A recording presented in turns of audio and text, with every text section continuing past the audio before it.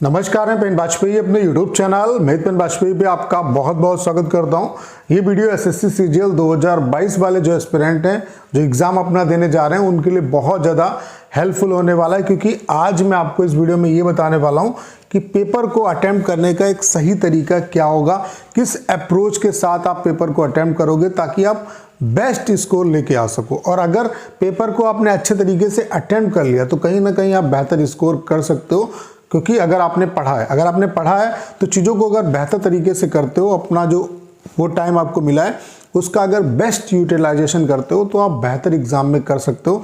तो कुछ important tips मैं आपको देने वाला हूँ, इससे आपको डेफिनेटली बहुत ज़्यादा फ़ायदा होने वाला है। तो करना क्या है, थोड़ा सा टाइम निकाल के इस वीडियो को देख लीजिए, आपको बहुत ज़्यादा इससे बेनिफिट होगा। उसके अलावा जिन बच्चों का 2 तारीख को एग्ज़ाम लगा हुआ है उनको बहुत ज़्यादा प्रेशर लेने की ज़रूरत नहीं है। आपको अगर ऐसा लग रहा है कि यार कोई प्रिपरेशन नहीं है, सब कुछ भूल रहे हो आप, तो ऐसा सभी के साथ होता है। जब आप एग्ज़ाम देने के लिए बैठोगे तो आपको सारी चीज़ें याद आ जाएंगी, कोई दिक्कत वाली बात नहीं। उसके अलावा आप बस एंजॉय करिए और इस चीज़ में आप मत रहिए कि ये नहीं पढ़ा ये पढ़ लेते हैं, वो नहीं पढ़ा वो पढ़ लेते हैं।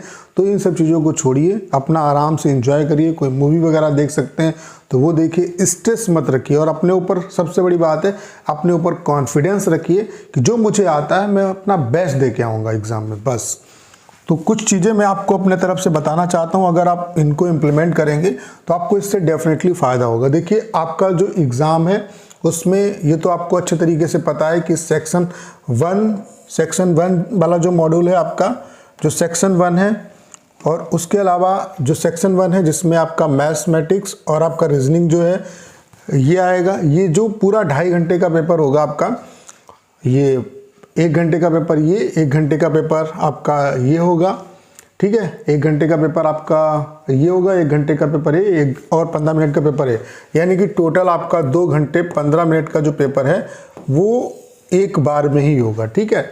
अब इसमें ऐसा नहीं है, पहले क्या होता था कि आपकी चॉइस थी कि आप टाइम अपना बांट सकते थे। इसमें क्या है कि सेक्शन 1 आपका 1 घंटे के लिए खुलेगा, ठीक है। उसमें आपको मैथ्स और रीजनिंग ही करनी है, ठीक है। वो आप अपना किस तरीके से करते हो वो अलग चीज़ है, ठीक है। उसके अलावा 1 घंटे के बाद वो पेपर ऑटोमेटिक बंद हो जाएगा और दूसरा वाला जो सेक्शन है आपका जिसमें मॉड्यूल 1 और उसका मॉड्यूल 2 यानी कि इंग्लिश और जीएस का सेक्शन, इसके लिए 1 घंटे मिलेगा। इसमें आप अपना चीज़ें वो कर सकते हो, बाकी 1 घंटे आपको करना ही करना है, ठीक है। चाहे आपका पहले पेपर हो जाए उससे कोई दिक्कत नहीं है, ठीक है। और उसके बाद आपका जस्ट इसके डाउन होने के बाद सेक्शन 3 का मॉड्यूल 1 जो कि कंप्यूटर का आपका टेस्ट होगा, इसमें जो है ये 15 मिनट का होगा, ठीक है आपका। तो इस तरीके से ये पूरा पेपर होगा, उसके बाद कुछ गैप मिलेगा, फिर आपकी टाइपिंग होगी, ठीक है। तो पेपर को अटेम्प्ट कैसे करना, जैसे पहला जो आपका सेक्शन होगा जिसमें मैथ्स और रीजनिंग आपसे पूछी जाएगी। देखिए इसमें करना क्या है, सबसे बड़ी बात क्या है, देखो यहाँ पे 60 क्वेश्चन आएंगे, ठीक है।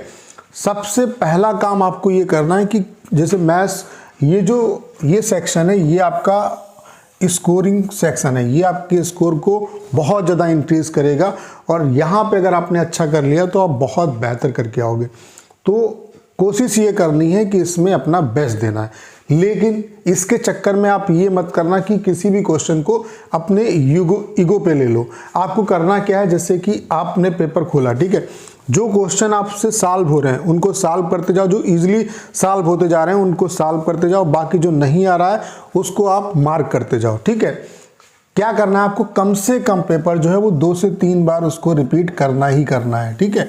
इससे क्या होगा, जब फर्स्ट राउंड आप कंप्लीट करोगे तो उसमें जो इजी जितने भी क्वेश्चन हो रहे हैं 60 क्वेश्चन में, चाहे मैथ्स और रीजनिंग के मतलब टोटल 60 क्वेश्चन में जो भी इजी क्वेश्चन है वो सारे के सारे आपसे हो जाएंगे। फिर आपका जब नेक्स्ट टारगेट होगा वो आप मार्क जो आप क्वेश्चन किए हैं उन पे आइए। तो फिर क्या होगा कि जो मार्क वाले क्वेश्चन है वो कुछ हो जाएंगे और कुछ जिनमें अटक रहे हो तो अटकना, जहां पे टाइम लग रहा है उसको छोड़ दो, तो जहां पे अटक रहे हो वो छोड़ दो क्वेश्चन आगे के लिए, ठीक है। तो ऐसा होगा कि अगर आपने 20 क्वेश्चन मार्क किए हैं तो उसमें से 10 से 12 क्वेश्चन आपके हो जाएंगे। फिर अगला जो टारगेट रहेगा वो उन 8 क्वेश्चन पे रहेगा।